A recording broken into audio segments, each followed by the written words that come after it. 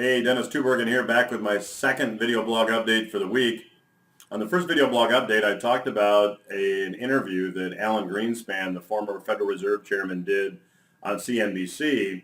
And he talked about the fact that, in his view, there was going to be a crisis, and a crisis here in the United States was inevitable. And he pointed to entitlements, welfare spending, if you will, on Social Security, Medicare, and other programs as being the ultimate cause.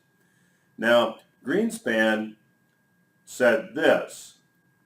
He effectively said that hyperinflation is coming, and this is from Tyler Durden's Zero Hedge report. He said this.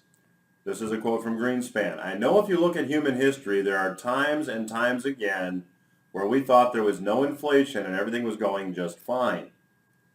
And I just basically say, wait.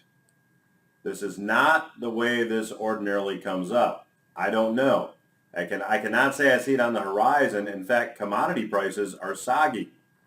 The oil prices has had a terrific impact on global inflation. It's not about to emerge quickly, but I would not be surprised to see the next unexpected move to be on the inflation side.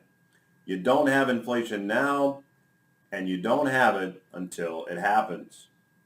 Well, inflation obviously comes from easy money policies and printing money, and Greenspan did his own fair share of that.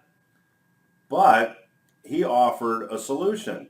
And get this, he said, if we went back on the gold standard and we adhered to the actual structure of the gold standard as it existed prior to 1913, we'd be fine.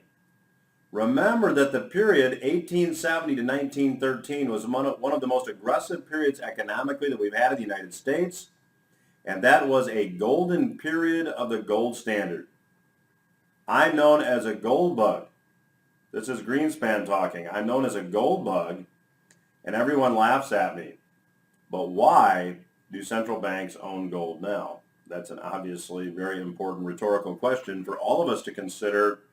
Because if Alan Greenspan, the former chair of the Federal Reserve, is saying the way we fix this is go back on the gold standard, if he talks about that, inflation will show up, potentially.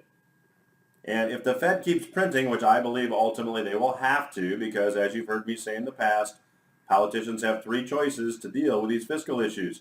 They can raise taxes, they can cut spending, or they can print money. History teaches us that when liabilities and debt get to this point, they always opt for the latter. They print money.